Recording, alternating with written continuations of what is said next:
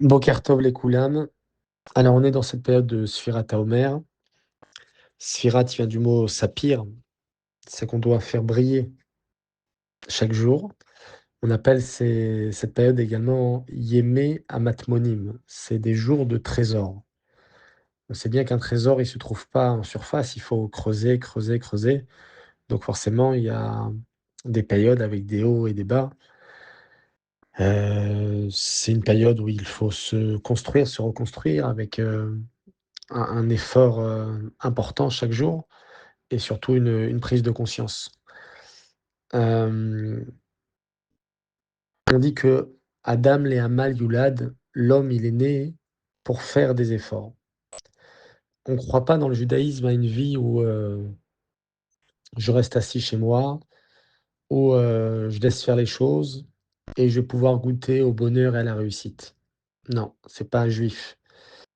Adam Lehamal Yulad, c'est un homme, il doit faire à chaque fois un effort, un pas.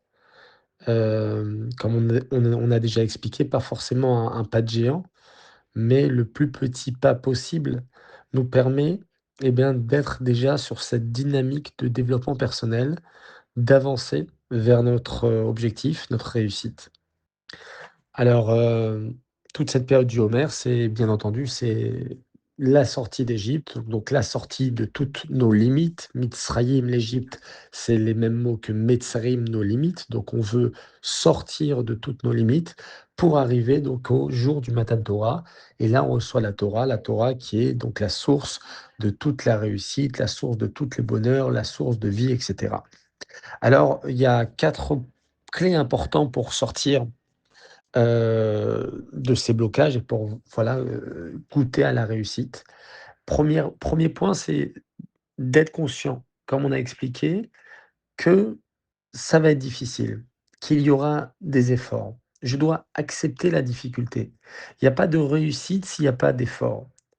Que ça soit dans ton couple, que ça soit dans ta parnassa, que ce soit dans ta tfila, dans ton développement personnel, tu veux goûter à une réussite, par exemple à ressentir la tefila, alors tu dois faire un effort d'assister au minyan, d'ouvrir le texte, de lire les mots, de ressentir, de comprendre un texte, de le traduire, d'essayer de le ressentir d'une autre manière.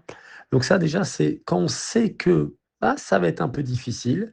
Comme le Tanya, il explique, c'est derer aroka ou ksara. C'est un chemin qui est long, mais après qui sera facile. Au début, c'est des efforts. Après, on va goûter à la réussite et ça sera beaucoup plus, eh bien, facile parce que tu accueilles, ben, ta réussite. Ensuite, deuxième point, c'est il faut la persévérance. Il faut avoir cette discipline et cette régularité et pas, eh ben, écoute, j'ai entamé un processus, mais bon, à la moindre difficulté, je m'arrête. Non, le corban, on l'offrait le matin et le soir. Ça veut dire que s'il y avait une continuité tout le temps, de la même manière que ce corban atamid, on l'offrait donc 2 fois dans la journée, nous, on doit être constant dans nos efforts. On doit avoir une discipline. Si j'ai décidé de me lever à telle heure pour commencer ma journée, eh bien, je dois rester dans cette dynamique-là et même si j'ai pas envie et même si c'est difficile et même si c'est compliqué et même si j'ai passé une mauvaise nuit, mais du fait que je me suis instauré ça, eh bien, peut-être ça va être difficile, peut-être ça va être fatigant, peut-être c'est pas ce que j'espérais, mais du fait qu'il y a cette constance et cette persévérance, alors, eh bien, je vais pouvoir, heu, accéder à ce chemin, vers la réussite. Donc ça, c'est la deuxième clé. 3e clé, c'est la patience. Il faut comprendre que ça va venir, hein. Comme lorsqu'on fait, on va commencer, du sport, on va commencer, un régime, on a tendance à vouloir avoir le résultat tout de suite. Alors, oui, je fais des efforts, oui, je suis persévérant, mais je suis aussi patient parce qu'on appelle ça l'effet cumulé. L'effet cumulé, donc c'est des petites actions cumulées tous les jours. Il y a un résultat, mais pas tout de suite. Mais quand il va venir, ça sera waouh! Et enfin, 4e clé, c'est avoir l'optimisme, donc jamais désespérer et être convaincu qu'on va réussir.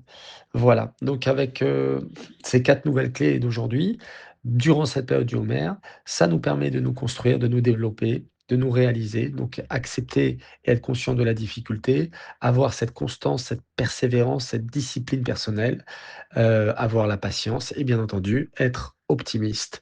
Voilà notre cheminement vers Matan Torah pendant cette période de Sfirat HaOmer. Bonne écoute à tous, très bonne journée et à demain, Bezrat Hashem.